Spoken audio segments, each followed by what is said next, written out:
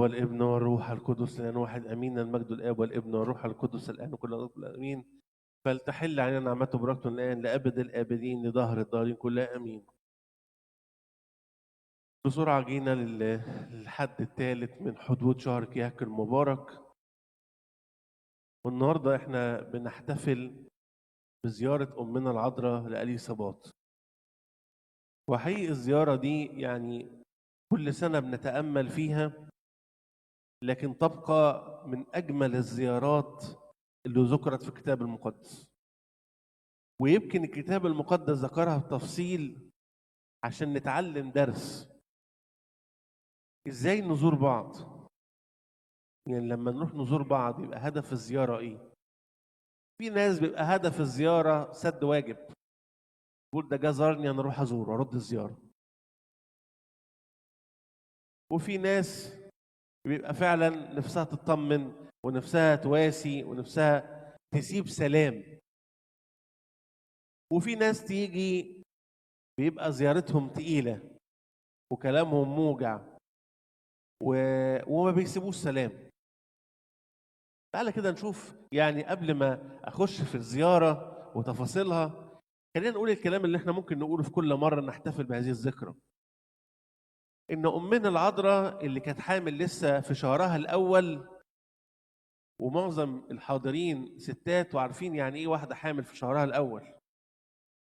يعني وجع وتعب ومغص وقرف في الاكل ومش قادره تعيش. يعني هي بطبعها عايزه اللي يخدمها، مش ان هي تروح تخدم حد. ورايحه تخدم واحده ست مسنه عجوزه وحامل في الشهر السادس. يعني اولا يعني من بدايه الشهر السادس بطن الام بتبتدي تتقل وتبتدي حركتها تبقى بطيئه وشغلها في البيت بيبقى اصعب. يعني الدنيا بتبقى بالنسبه لها صعبه خالص، وما بالك ضيفوا كل ده الى كبر السن، واحده سنها كبير مسنه. ويقول الكتاب ايا كان امنا العذراء كانت دلوقتي هي كانت في الناصره ولا لا، لان مش متاكدين هي كانت في الفتره دي هي في الناصره ولا كانت لسه في اورشليم. ايا كان، لكن خلينا نرجع لنص الكتاب المقدس انها عبرت جبال من اجل ان تذهب الى اليصابات في المدينه بتاعتها. واحده لسه في شهرها الاول طالعه جبال وتلال، ما كانتش كل الطرق متسفلته، ما كانتش كل الطرق متسفلته، ما كانش كل المدن ليها سكه سهله. احنا في عصر دلوقتي ان ممكن الدوله تمد طرق في اي حته، يعني حتى يكون في جبل. يعني اللي فيكم راح البحر الاحمر هنلاقي طرق مشقوقه في الجبل، الجبل ذات نفسه مشقوق والطريق معدي فيه. زمان ما كانش عندهم امكانيات ان يشق جبل عشان يفتح فيه طريق. فلو في جبل في السكه هيضطر يلف من حوالين الجبل ويطلع صخره وينزل ورمله ووضع صعب جدا. والكتاب قصد ان هي تمشي في طريق جبال جبال، ما قالش ان هي الموضوع كان ممهد. ورايحه عشان تخدمها، ده انت عايز اللي يخدمك. كم التواضع اللي عندنا من العذراء وكم المحبه، حاجه لا توصف، حاجه فعلا لا توصف. لكن خلينا في الزياره، ده الدرس اللي عايزين الروح القدس عايزنا نتعلم منه. ان في البدايه خالص هي قالت سلام بس. ازيك، ازيكم، بلغتنا العواف، عاملين ايه. بس الكلمه دي ما كانتش كلمه عاديه. ممكن احنا نقولها بمنتهى البساطه، لكن لما خرجت من امنا العذراء خرجت كلمه مؤثره. جنين عمره 6 شهور يسجد جوه بطن امه، وامه القديسه تعرف ان السجود ده مختلف عن اي حركه طفل في الوقت ده. انتوا عارفين ان من الشهر السادس الطفل بيبتدي يتحرك في بطن امه. يعني ممكن كانت قالت ده حركه عاديه للطفل، ايه المشكله ما بيتحرك عادي. لكن هي قالت له بمجرد ما سلامك انا سمعته ودخل من وداني الاحشائي، الجنين اللي جوه بطني سمع صوتك سجد، سمع صوتك سجد. ده ايه الجنين ده اللي يعني شرب من امه القداسه ده. وده حقيقه على فكره، يعني كل علماء النفس يقولوا كده. ان الطفل بيبتدي يتشكل من اللحظه الاولى في بطن امه. والدليل ان مش كل الاطفال يتولدوا بنفس الطبع. لو الطفل ده بيتولد بيور نقي تماما، مش واخد اي حاجه من طبع اهله، كان كل الاطفال تنزل اسطمبه. كانت كل الاطفال تنزل اسطمبه. لا بالعكس، الاطفال كلها مش اسطمبه، ده احيانا بيكونوا اخوات ومن نفس البطن ومن نفس الام ومن نفس الاب ومش اسطمبه. تلاقي طفل هادي وسكوت، تلاقي تحطه يتحط، تشيله ويتشال، يسكت سكوت، هو ما بيتكلمش كتير، عياطه هادي وهادي كده في نفسه، وبيسكت بأقل حاجه. وطفل زنان وفظيع ومفيش حاجه تعجبه، تسكت مهما تسكت مفيش، هو طبعه كده. طب ده ايه الفرق؟ الفرق انه ممكن كتير باحتمال يعني بنسبه 90% ان الام وهي كانت حامل فيه كانت بتتعصب كتير، كانت بتزعق كتير، كانت بتزعق لها كتير، فطلعته خلقي. شرب طبع الام وهو لسه جنين. ليه؟ لان طبيعي جدا ان اي نرفزه واي غضب واي حزن واي فرح ناتج من كيمياء في الدم. من كيمياء في الدم. امال ليه بنقول انا قلبي فرحان، انا قلبي حزين، مع ان القلب ده مجرد ترومبه. ترومبه بيضخ دم بس، ملوش علاقه بحاجه. اللي بيتحكم في مشاعر الانسان هو المخ. طب ليه كل ما نتكلم نقول قلبي وجعني، قلبي بيحب، قلبي بيعشق؟ اشمعنى القلب اللي داخل في الموضوع، وناسين ان اصلا ان القلب ملوش علاقه اصلا بالموضوع؟ القلب ده ترومبه بس بيضخ دم، ما بيحسش. لكن هو المخ لما بيفرح ويحط انزيمات الفرح في الدم، تلاقي القلب بيدق بدقه معينه كده. اول ما يحس القلب في حاجه معينه في الدم مختلفه، تلاقي دقه القلب اختلفت حسب المخ حطه في الدم. عشان كده الطفل بيتاثر بكل مشاعر امه. فالست القديسه دي لما سمعت سلام امنا العذراء، عشان هي قديسه وابنها خرج منها قديس، حس بسلام امنا العذراء. عنده ودن حساسه لصوت ربنا، ولدته بودن حساسه حتى وهو جنين. لان احنا لو فاكرين لما جينا نتكلم في الحد الاول على بشاره الملاك لزكريا، قلنا الاثنين كان كلاهما برين امام الله. الاثنين قديسين، الاثنين حافظين الشريعه كويس، الاثنين بيسمعوا كلام ربنا كويس. فعشان هم حافظين الشريعه وحافظين كلام ربنا، ودن الام كانت حساسه قوي كلام ربنا. ودن الام كانت حساسه قوي كلام ربنا. وده ياكد لكم انتم اللي بتشكلوا اولادكم. العجينه اللي طالعه دي انتم المصنع بتاعها. اوعوا تلوموا الظروف ولا البيئه ولا المدارس ولا العصر ولا الجيل ده مختلف ولا الجيل خالص. انتم البيئه اللي بتشكل فيها الطفل. طبعا البيئه المحيطه بتاثر، والنت بيأثر ومش عارف ايه بيأثر، بس في الاخر مين اللي جاب النت ومين اللي جاب ما هو انتوا برضه. يعني حتى لو كل دول اثروا، فهم داخلين بمعرفتكم وتحت اشرافكم. فبالتالي كل دول اثروا في الطفل، لكن في الاخر الطفل ده اصدار خاص منك. اصدار خاص منك، هو بيشوفك، يتعلم منك، بيطلع شبهك. انت اللي بتشكله، انت اللي بتكونه. عشان كده يوحنا لمجرد وهو لسه جنين 6 شهور في بطن امه قدر يميز السلام الخاص اللي قالته العذراء لامه. كان سلام خارج من الروح القدس، سلام حقيقي. في شخص كده لما تشوفه انت بتضحك لوحدك، تفرح. يقول لك الشخص ده لما بقعد معاه برتاح. ممكن ما يقولش كلمتين على بعض مفهومين، ممكن ما يقولش حاجه مهمه، تقول لك لما قمت حسيت براحه. قال لك ايه؟ لا هو ما قالش حاجه معينه، انا قلت له بس كلمتين وهو رد عليا على قد السؤال، بس مش عارف يا اخي لما قعدت معاه حسيت براحه. شخصية تشع سلام، تشع سلام، يخش سلامها في القلب.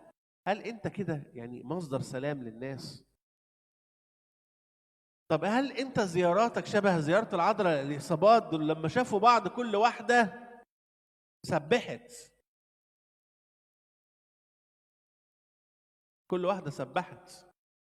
العذراء قالت تسبحة وإليصابات قالت تسبحة. وكيف لي يكون لي هذا أن تأتي أم رب إلي؟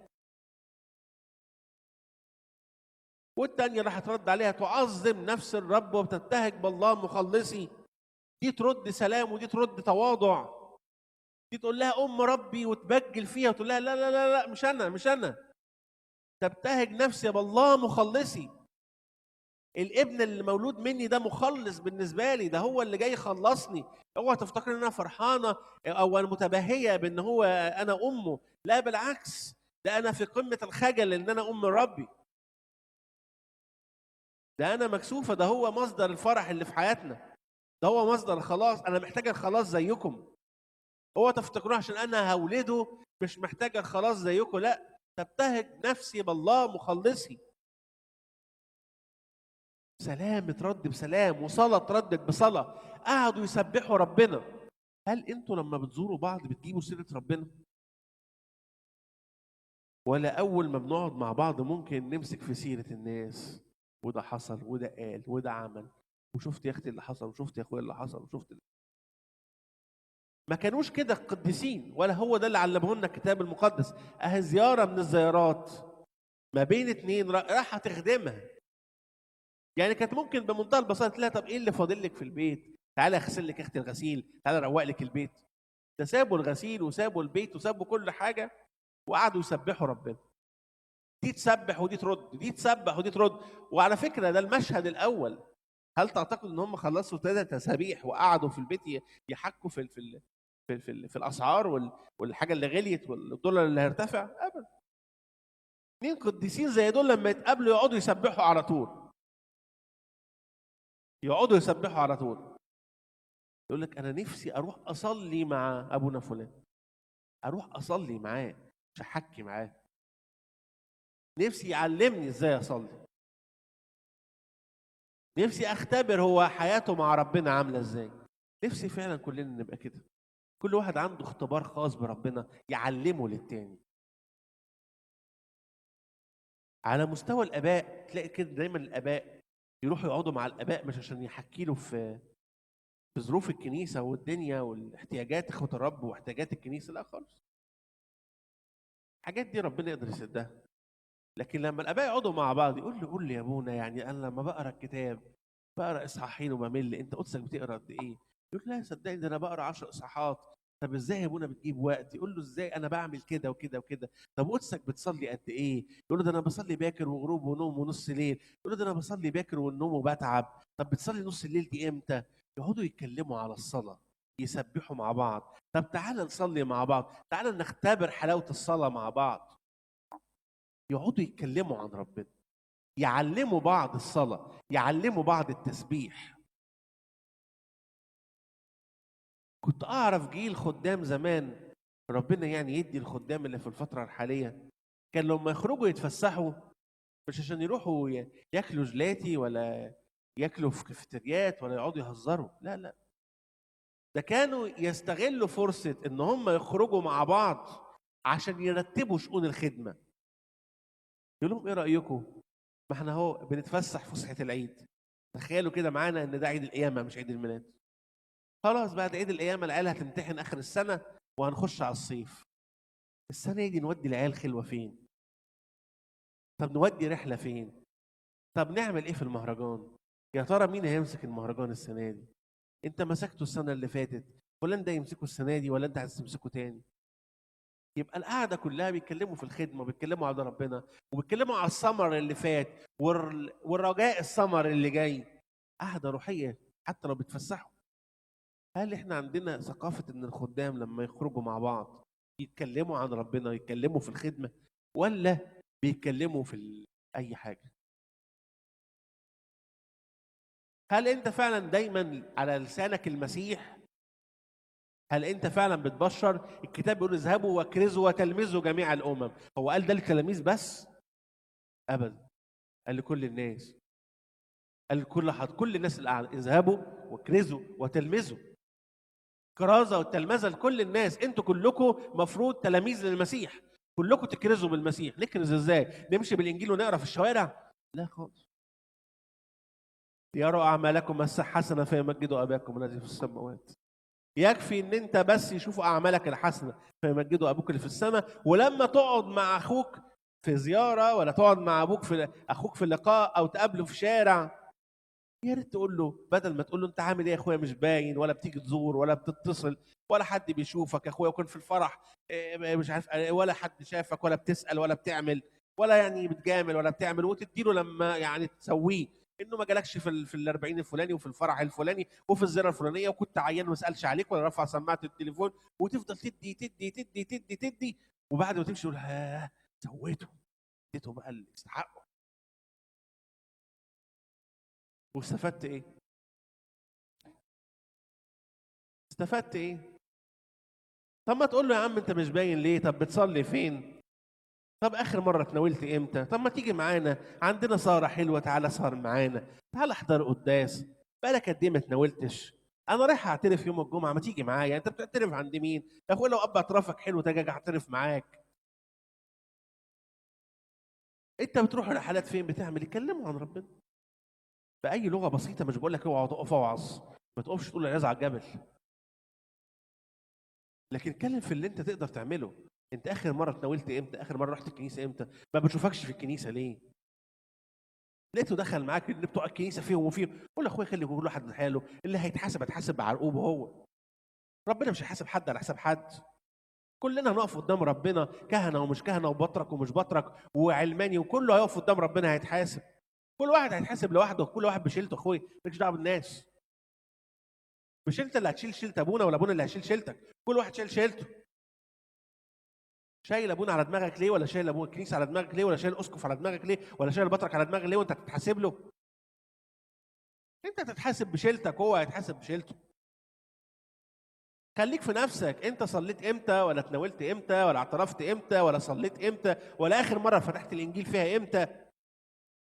خلي دايما زياراتنا زيارات روحيه. بص لما العذراء واليصابات كده، الزياره كانت زياره صلاه. دي تتسبح ودي ترد بتسبيحه، دي تمجد وتفخم ودي تتواضع. ناس قديسين. ادي لقاء القديسين مع بعض، ادي لقاء القديسين. تلاقي القديسين زي مثلا انبا بشوي وانبا بولا الطموحي، يروح يقعد معاه شويه في المنيا، يعني يحبوا لدرجه ان الجسدين قاعدين في انبوبه واحده لغايه النهارده. هو حبه ليه يعني؟ عشان خاطر مثلا انبا بشوي كان عينه خضراء وشعره اصفر؟ خالص.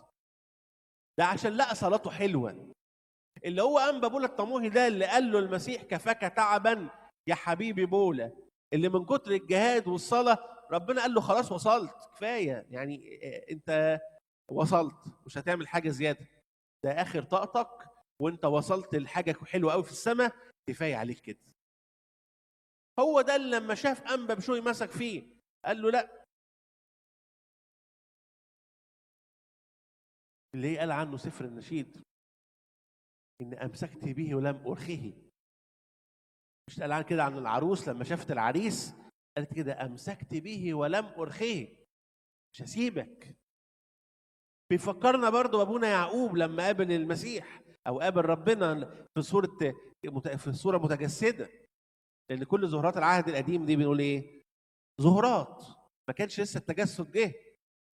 قال له لن اتركك ان لم تباركني. ما راحش قال له خلي بالك انا يعني خدت البكوريه عشان هي خساره في اخويا، انا ما خدتهاش عشان انا حرامي، ولا ان انا عملت حيله عشان اخد البكوريه. اصل اخويا عيسو ده يعني واحد مستهتر بتاع صيد، وراح يتجوز من بنات الامم. يرضيك يا رب يعني ده ياخد البكوريه؟ ده منظر واحد ياخد بكوريه؟ ما لازم كنت انا اخدها واتصرف يعني. ما وبعدين دلوقتي رايح له وهو شكله جايب جيش وعايز يضربني، يعني يرضيك كده يا رب؟ نزل نار وكله خلص عليه يعني. برضو ده احنا اولادك، ده احنا الشعب بتاعك، ده انا رايح يعني اجيب لك البذره الاولانيه في بني اسرائيل، شعبك المختار. ما قالوش كده خالص، طلب البركه. ادي لقاء القديسين مع بعض.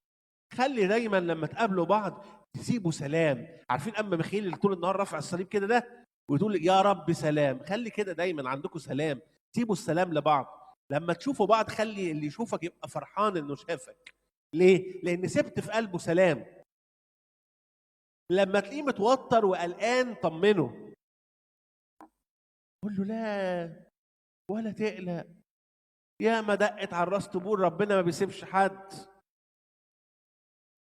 ده الخالق من الجافي حلاوه ومن الاكل اكلا.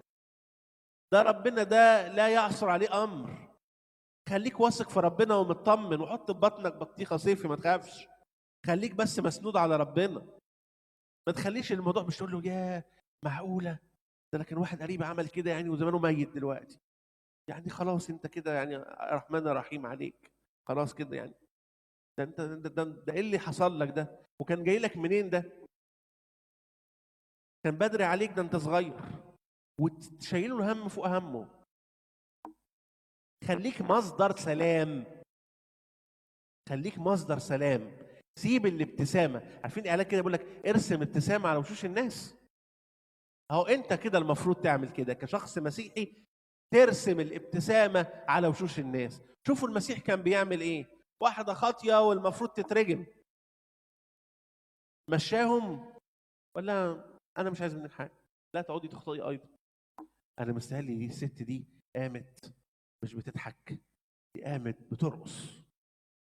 دي كانت هتترجم من لحظات، وكانت متوقعه مثلا ما دام المسيح مشى اللي كانوا هيرجموها يمسكها سلخ بقى. تعالي انا مش مشيت الناس، الزنا اللي بتعمليه ده غلط وهيوديكي جهنم وهتهلكي. المره الجايه لو جيتي مش هدافع عنك، هسيبهم يرجموكي. ما عملش. ولا انا ادينك، اذهبي ولا تخطئي ايضا. انا مستني كانت ماشيه بترقص في الشارع. ساب سلام. هي دي زياره امنا العذراء اليصابات، تعلمنا ازاي نزور بعض. ما القصص اللي موجوده في الكتاب المقدس ده مش عشان نحل بيها مسابقات، مش عشان نعرف هي اليصابات كانت في السادس ولا في السادس واسبوعين. ولو قلنا السادس واسبوعين يبقى غلط، لكن السادس صح خالص. ربنا مش عايز كده. ربنا مش عايز الانجيل عشان نحل بيه مسابقات. ربنا عايز الانجيل عشان نتعلم منه، عشان تشوفوا الزيارات شكلها ايه. لما الناس بتقابل بعض بتسيب السلام في قلوب بعض ازاي. هو ده اللي المفروض نتعلمه، ازاي نسيب السلام في قلوب بعض، ازاي يبقى دخلتك على الناس دخله مفرحه. الناس لما تشوفك يبقوا فرحانين، ترسم الابتسامه على وشهم. ولربنا المجد دائما ابدا امين. معني